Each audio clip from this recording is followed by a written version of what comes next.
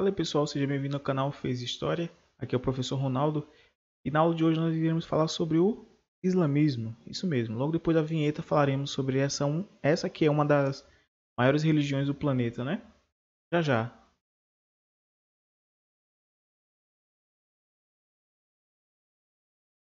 Pois bem pessoal, estamos aqui já com o slide aberto, né? Falando um pouquinho sobre o nascimento e expansão do Islã, ou seja, do islamismo. Como foi dito antes, essa é uma das maiores religiões do planeta, uma das três, né? Então, se você gostar e curtir esse vídeo, essa aula, por favor, curta, comente, compartilhe, se inscreva no nosso canal para receber mais vídeos como esse, né? Então, vamos lá. O islamismo, um resumo aqui breve sobre o que é o seguinte: é uma religião monoteísta fundada por Maomé. Ela é baseada no Corão ou Alcorão e nos ensinamentos que Maomé teve em vida. Para o Islã, Maomé é o último e mais importante profeta enviado por Alá, ou Deus único. Como deixa bem destacado aqui, né? Eles acreditam em Jesus, porém ele é o último e mais importante de acordo com o islamismo. O islamismo atualmente predomina em países do Oriente Médio, especificamente na Arábia Saudita, do sudoeste da Ásia, do norte da África, mas cresce também no mundo inteiro. Basicamente nessa região, mas no mundo inteiro, temos muitos centros já de povos que têm essa religião islâmica, né? Como já foi dito, a terceira é uma das três maiores religiões do mundo, junto com o judaísmo, o cristianismo e o islamismo. Após os atentados de 2001 contra os Estados Unidos, atribuídos a ter esse nome, né, que o YouTube aqui às vezes censura, islâmicos, cresceu o preconceito no Ocidente contra essa religião e seus seguidores. Só para deixar bem claro, é que em todos os conceitos, famílias, grupos, existem pessoas que têm uma visão extremada, né? Extremista demais. Então não é todos os islâmicos que têm esse índole, né? Ter, como o próprio nome diz aqui. Não são todos. É alguns e pouquíssimos mesmo que têm essa visão, tá bom? Então, aqui nós temos um mapa contextualizando um pouquinho do Islã na atualidade. Esse mapa aqui é de 2008, está bem atualizado assim, né? Mas mostra aqui que basicamente alguns países onde tem mais verde é onde o Islã é mais predominante. Lembrando que a Arábia Saudita ele é um país teocrático, né? Que tem a religião islâmica como uma das bases da política deles. Não somente a Arábia Saudita, mas outros países aí também, como o próprio Iraque, aquela região ali do Oriente Médio, o islamismo está bem forte e muito no norte da África, como nós podemos ver no mapa. Agora, a origem, né, do Islã ou islamismo. Surgiu na Península Arábica, que era uma região, né, ocupada principalmente por tribos nômades e seminômades, os beduínos. Aqueles homens que ficavam, né, fazendo comércio no deserto, com seus camelos, com suas famílias, tal. Então surgiu basicamente nessa região, principalmente por causa do fluxo comercial intenso. Lembrando que desde a Mesopotâmia, muitas civilizações, até chegar ao Império Romano e todos os outros, surgiram basicamente por causa de comércio. E o bem financeiro e tudo mais é um fator de muitas confusões, brigas e acontecimentos durante toda a história. Antigamente, no início, né, daquela região, eles eram politeístas. Eles tinham adoração de pedras sagradas, animais, plantas e assim por diante. Uma dessas pedras sagradas nós iremos mencionar um pouquinho mais na frente, tá bom? Agora o surgimento, né? Maomé nasceu em Meca, provavelmente em 570. Provavelmente por quê? Nenhum desses números aqui são confirmados e o que nós sabemos sobre Maomé é basicamente cultura oral. Pessoas falaram sobre ele, como ele viveu e assim por diante. Ele teve contato não somente com o cristianismo e o judaísmo, mas teve contato com muitas outras religiões. Por assim dizer, ele era um estudioso de religião. Então, Maomé tinha esse conceito religioso e estudava bastante as religiões. Depois, segundo a tradição, como foi dito, né, nada do que tem sobre a história de Maomé tem relatos. Relatos não, tem documentos. São mais tradição oral. A partir de 610, por volta de 30 a 40 anos de idade, Maomé recebeu as revelações. Iniciou sua peregrinação, sua pregação. Essa revelação é atribuída ao anjo Gabriel, né? Que chegou para ele e fez revelações e iniciou sua pregação. A sua pregação inicial foi com seus familiares e amigos, convertendo eles ao Islã ou islamismo. Por causa disso, o crescimento muito grande do Islã, ele foi perseguido pelos líderes das crenças tradicionais árabes, pessoas politeístas. Qual o principal fator da perseguição contra Maomé? O principal fator, seus seguidores que se retiraram até Meca e foram até Medina. Nesse momento, né, saindo de Meca para Medina, conhecido como Hégira, o início do calendário muçulmano, por volta de 622. O maior motivo aqui da perseguição, como foi dito, é porque a cidade de Meca ela recebia bastante pessoas para o comércio. E a maioria dos líderes e a maioria dos comerciantes, eles não gostaram da ideia de que Maomé estava pregando. Por isso, ele se retirou daquela região e foi para a cidade de Yatrib, né, que depois se tornou Meca, conhecida como Hégira. Nos 10 anos seguintes, Maomé unificou as tribos árabes em torno da crença em Alá, ou Deus único, e do esforço de expandir a fé islâmica. Então, ele conseguiu aderir muitos adeptos na região de Medina, né? E a Tribe, que era o outro nome que ela tinha. Então, logo após a morte de Maomé, em volta de 632, tinha muitos seguidores. Empenharam em registrar os ensinamentos do profeta, como já foi dito antes, né? Tudo que sabemos sobre Maomé é de forma oral. Então, os dois livros sagrados, inviolados, né, dos islâmicos é a Sunna, são textos sobre a vida de Maomé como guerreiro e líder político, a forma como todos os islâmicos devem viver, e o Corão. O Corão é o quê? O livro sagrado do islamismo, constituído por 144 suratas, ou capítulos, contendo as revelações do anjo Gabriel, como já foi dito. Tudo que revelou para ele se tornou o Corão ou Alcorão. Segundo o Corão, o Islã seria um aperfeiçoamento do judaísmo e do cristianismo. Um detalhe aqui bem importante, né? Jesus e os profetas hebreus são valorizados. Todos aqueles são mencionados na Bíblia. Porém, Maomé é considerado o último e mais importante profeta. Ou seja, eles acreditavam em Jesus Cristo e os outros, Elias e outros, tantos outros, né? Mencionados na Bíblia, os judeus e assim por diante. Porém, Maomé para eles é o último e grande profeta. Aqui nós temos a doutrina do Islã, ainda os 5 pilares da fé islâmica. Todos os islâmicos, todos os fiéis devem ter sua vida baseado nesses 5 pilares. Quais são? Primeiro, crer que Alá é o único Deus e Maomé o seu profeta. Tem que ter essa crença. Orar 5 vezes ao dia voltado para Meca, em direção à cidade sagrada deles, né? Destinar à caridade 2/5 de sua renda anual. Todos aqueles que têm necessidade, é obrigação do islamismo ajudar. Fazer peregrinação a Meca uma vez na vida. Nós vamos ver aqui a imagem da Meca, né? E jejuar no mês do Ramadã. São 5 pilares do islamismo. Aqui nós temos justamente a Kaaba, né? Que é uma das pedras sagradas da antiguidade que eles adoravam. Depois, Maomé, quando ele retornou para a cidade de Meca, instaurando ali a sede da religião islâmica, ele pegou esse monumento, a Kaaba, como um local sagrado para a fé islâmica. Então que nós podemos observar muita gente ao redor, né, da Kaaba, dessa pedra negra, que é um símbolo de adoração lá na cidade de Meca. Então para os islâmicos é muito importante a adoração e nesse santuário para eles. Nós temos aqui os primeiros califas. Para nós entendermos o que é califa ou califado, logo após a morte de Maomé, ele não deixou nenhum herdeiro. Então, para isso, tinha que ter alguém para suceder como líder dessa fé islâmica, ou líder da religião islâmica.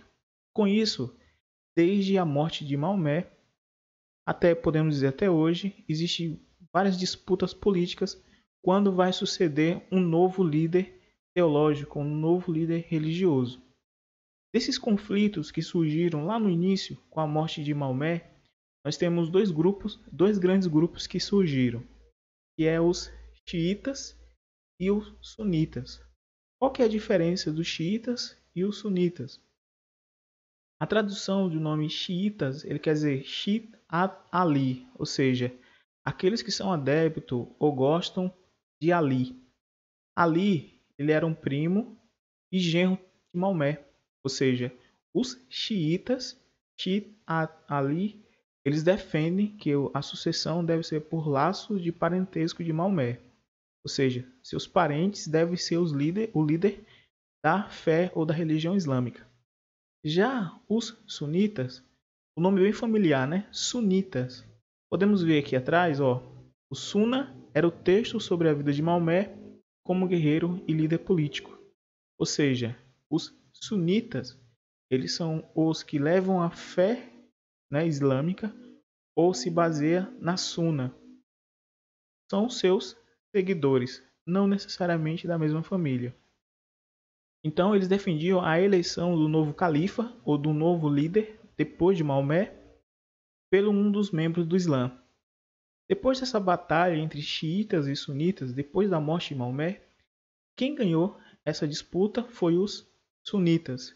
E todos os califados que surgiram depois, eles eram sunitas. Mas isso não quer dizer que os xiitas, existem muitos grupos hoje xiitas, né, que defendem ainda que a fé islâmica deve ser restaurada com base nos descendentes parentesco ou dos netos, bisnetos, tataranetos, e assim por diante, de Maomé. Porém, com a vitória dos sunitas, formaram-se os califados. Um detalhe aqui que elas não eram monarquia hereditária, o califa era o sucessor do profeta de Deus, ou seja, eram aqueles que tinham muito conhecimento da Sunna, do livro, não só da Sunna também, mas também do Alcorão, né, do Corão. Aqui nós temos os 4 primeiros califas, Abu Bakr, Omar, Othman e Ali. Lembrando que eles eram sunitas. Conquistaram desde 632 a 661 toda a Península Arábica, a Pérsia, a Mesopotâmia, a Palestina, a Síria e o Egito. Aqui é um detalhe curioso que nós podemos ver várias civilizações que foram conquistadas com o islamismo, né? Conquistado não, foram levado essa fé islâmica até eles. Com isso, como tinham várias civilizações, muitos califas surgiram de regiões diferentes. Então nós temos aqui a primeira dinastia, os califas dos Omíadas. O nome Omíada, né, tem descendente de Otimã, que era o nome de um dos líderes dele. Estabeleceram sua capital em Damasco, na Síria, e ficaram no poder de 661 até 750. A dinastia Omíada, elas conquistaram a região da Ásia Central, da África do Norte e da Península Ibérica. Foram contidos pelos francos na Batalha de Poitiers. Olha que interessante, pessoal. Como eu sempre enfatizo, né, desde o primeiro vídeo nessa playlist aqui, né, falando sobre um pouquinho de resumo desde o início da história até agora, não quer dizer, e vou enfatizar novamente, não quer dizer que quando uma civilização ou uma dinastia ou grupo surgiram, quer dizer que outra deixou de existir. Essa batalha contra os francos, lembra na aula anterior? Se você não lembra, por favor, veja o card em cima. A aula anterior fala sobre a Alta Idade Média, né? Então vai falar sobre justamente o Reino Franco, que era um grupo que tinha ascensão lá na Europa. Então eles tiveram essa batalha basicamente ali na Península Ibérica. Se você não sabe onde é, no nosso mapinha da aula anterior mostra um pouquinho sobre Península Ibérica. Essas batalhas do Poitiers fez com que eles foram contidos. Detalhe, se os Omíadas eles vinham em expansão para o ocidente, indo até a Europa que conhecemos hoje, a parte oriental, ou seja, a parte da Ásia, do Oriente Médio, ficou, por assim dizer, sem proteção ou desguarnecida. Daí surgindo uma nova dinastia. Por quê? Quando os Omíadas batalharam lá, eles perderam sua batalha, claro, e os Abássidas eles assumiram. Em 750, os Abássidas derrotaram os Omíadas e fundaram uma nova dinastia na capital em Bagdá. A época de grande desenvolvimento intelectual pelo contato com diversas culturas. Aqui tem uma diferença, né? Os omíadas eles eram bem tradicionalistas, os abássidas não, já incluíram novos grupos e eles tinham contato com várias culturas. A produção na literatura dos famosos contos, como por exemplo Mil e Uma Noite, que é bem conhecido por todos nós, né? A obra filosófica de Avicena. Avicena ele é muito conhecido, viu, até hoje quem estuda um pouquinho sobre filosofia. E o desenvolvimento dos algoritmos indo-arábico. Uma curiosidade para o desenvolvimento aqui, nesse momento foi incluído o numeral zero. Então até então não tinha o conceito do número zero. Era do 1 até o 9. O zero foi incluído por eles aqui na dinastia abássida. Os árabes na Península Ibérica. Lembrando que a Península Ibérica é aquela região que hoje é Portugal, Espanha, vai subindo ali do sul da Europa, né? E indo para a parte litorânea ali. Os omíadas são perseguidos pelos abássidas, isso nós já vimos. Fuga de Abdur-Rahman, membro da dinastia omíada, para a Península Ibérica, fundando ali o Emirado de Córdoba, na Espanha, né, que nós temos hoje, em 756. Civilização com polos urbanos, Córdoba e Granada, também que é uma dinastia que existe naquela região. Intensa atividade comercial, artística, intelectual e cultural. Os árabes, né, foram para aquela região. Tiveram o quê? Tolerância religiosa, intercâmbio cultural entre islâmico, cristãos e judeus. Uma curiosidade é que por causa, né, dessa miscigenação, por assim dizer, aqui há um enfraquecimento um pouco da cultura na Península Arábica. Então, infelizmente, parece ser um pouco bom, né? A miscigenação de cultura religiosa, intercâmbio cultural e tudo mais, foi o que possibilitou futuramente a queda dos próprios árabes naquela península. Aqui nós temos o Império Muçulmano no século 7 e século 8, mostrando aqui o crescimento dele, né, os califas, o Omíada, e surgindo um novo império aí, que nós iremos falar na próxima aula, que é o Império Bizantino, tá bom? Então o Império Bizantino surge aí nesse período também, um momento de transição e de junção de várias culturas. Mas antes disso, vamos falar de um novo povo aqui, que é o Império Otomano. Essa reconquista da Península Ibérica e a ascensão do Império Otomano. Lembrando aqui um pouco que o islamismo se tornou uma religião, porém os impérios foram adequando o islamismo, o judaísmo, o cristianismo. A Península Ibérica era uma península arábica que tinha o islamismo, porém tinha várias religiões. E vindo da Ásia tinha esse Império Otomano. Nós vamos ver aqui um pouco. O Império Otomano foi a partir do século XII. O islamismo foram perdendo o domínio da Península Ibérica, como já foi mencionado, né? E Granada. E o último reduto árabe na região foi conquistado pelos cristãos. E os árabes foram expulsos da península. Convertido ao islamismo, os turcos otomanos aí promoveram uma política de expansão territorial a partir do século XIV. Em 1453, os turcos conquistaram a cidade de Constantinopla e consolidaram seu poder por todo o Mediterrâneo Oriental, formando um império mais vasto e duradouro que o árabe.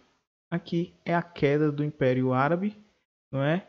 Pondo fim assim à hegemonia da fé islâmica sobre o mundo. Porém, ela existe até hoje como uma das 3 maiores religiões do planeta.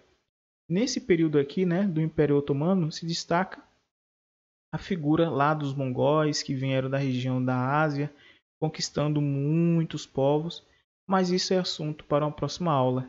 E poderemos falar também sobre um personagem que é bem conhecido por todos nós, que é Gengis Khan.